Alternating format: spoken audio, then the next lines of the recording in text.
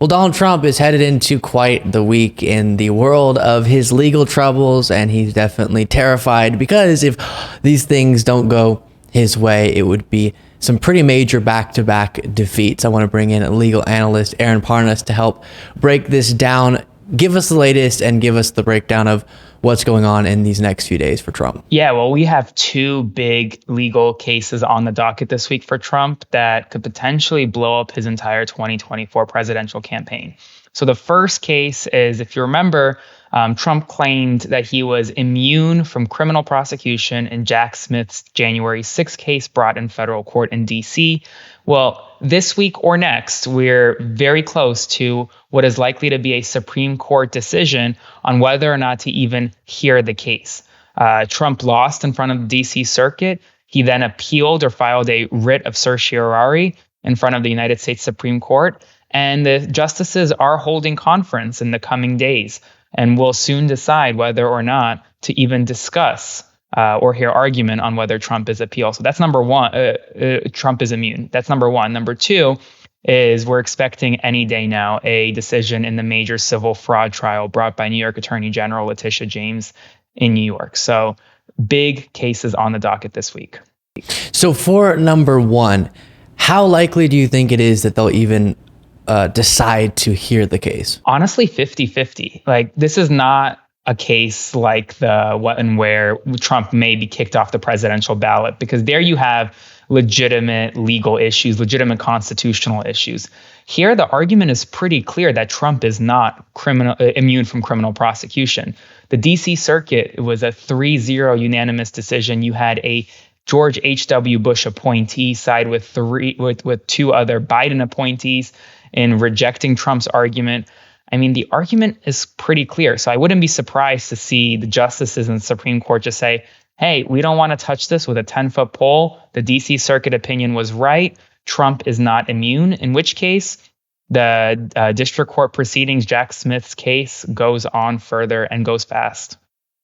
And if they say, hey, we don't even want to hear this, that's the end of this whole attempt, right? Yeah, that's it. And what we're looking at is potentially an early to mid-July trial date. Originally, the trial date was scheduled for March, but because of this delay, it's got pushed. If they reject it, then you're going to see probably a late June, early July trial date, which means the trial will be done before the election this November. And that is so important. Something I've been talking about a lot on this show, even just polling wise. If this trial can take place and if indeed a conviction is how it concludes, then Trump could be sunk politically, because a lot of voters do say, for some reason, I would consider him, even though a lot of this we saw out in the open, but I'd consider him unless there's a conviction, then I wouldn't consider him at all. So that could be really devastating to his, to the political side of things for him, but also just in principle. It's so important that the American people see how this case turns out. This, of course, relates to his attempts to block the peaceful transfer of power before deciding if they're going to put him into office again. I say again, though, really? Do you really need to see how the legal side of things will play out? I feel like you've seen enough. He doesn't have respect for our Constitution and democratic process, as was shown by his attempts to block the peaceful transfer of power in 2020 and 2021. Before moving off this subject, I do want you to respond to this clip of Trump during his Supreme Court hearing oral arguments situation in regard to the Colorado kicking Trump off the ballot case. He came out at Mar-a-Lago and had this to say about presidential immunity. Well, I can say presidential immunity, which we'll be talking about because that will be upcoming, is very, very important for a president to have. If a president doesn't have immunity, he really doesn't have a presidency. He can be told to do things that he would never do. He can do really bad things for our country. Presidential immunity is imperative. It's going to be very, very important. And I'd rather talk about that next week. But there is nothing more important to a presidency than immunity, because they have to be free to make decisions without saying, oh, if I do this or if I do that, as soon as I get out of office, we're going to be indicted. We're going to have trouble. And the other party will do that. I think we've seen that. They've done that. There's some very bad people. And you have an opposition party, and they will do things that are very bad. If you don't have immunity, you can be blackmailed. you can be, as a president, they'll say, if you don't do this, this, and this, we're going to indict you as soon as you leave office. You cannot allow a president to be out there without immunity. They don't have immunity. You don't have a presidency. So, Aaron, you've already addressed this a little bit, but every time I hear this, so let me just say for the audience, he's not just talking about presidential immunity for things a president did under their official set of duties, like taking military action in a particular country, whatever. He's saying you just can't be prosecuted if you're a president ever for anything that you did while you were president, even if it had nothing to do with your official role. Respond to that as an argument, and he's so beautifully articulated, so you're gonna have to really bring a strong refutation, Aaron. Yeah, for sure. I mean, listen, I think Trump thinks presidents, not just presidents should be immune, but I think Trump thinks he should just be immune for anything and everything he does. I mean, he once said he could shoot someone on Fifth Avenue and his supporters would still vote for him. This is along that same line. It's funny, Republicans like Trump claim they're originalists, claim to look back to what the founders thought when they wrote our Constitution, they wrote the laws. But nowhere in the Constitution do the words presidential immunity appear. That concept is completely foreign, and it's why a lot of Republicans aren't even defending Trump here. I mean, presidential immunity is such a far-fetched concept.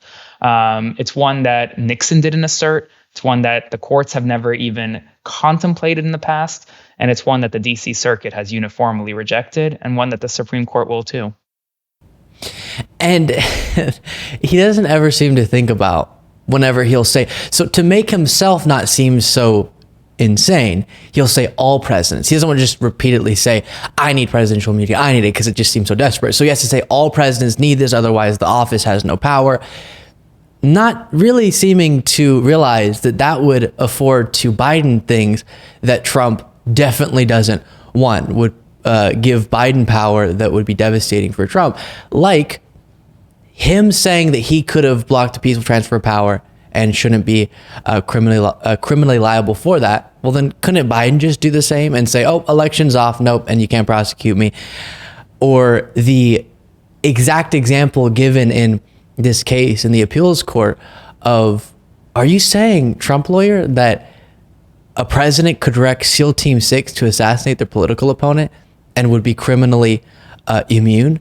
And if the House didn't impeach and Senate didn't convict, then the argument from the lawyer was yes. So then, Trump, are you saying Biden could do that to you? It's just, it seems crazy on its face. But I know you agree generally. And then moving from that one to the fraud case, if you put it on a spectrum, I guess we don't have to do a number spectrum, but explain where you think this one, if you had to predict, is going to end up in terms of the damages Trump will be hit with. Potentially hundreds of millions. I mean, New York Attorney General Letitia James is asking for over $380 million in damages, in disgorgement as a result of Trump lying and misrepresenting, and the Trump organization misrepresenting to New York authorities. I mean, remember this case, Trump was already found liable by Judge Engoron, the judge overseeing the case early on.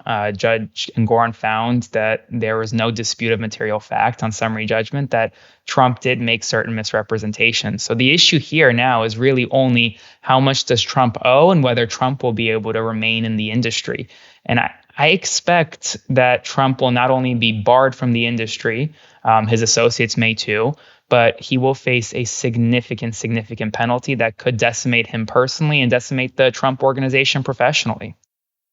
And important to add, that comes on top of the already decided cases like the $83.3 million. It's adding up for Trump. Aaron, where can people find you? On all my social media platforms, just at Aaron Parnas.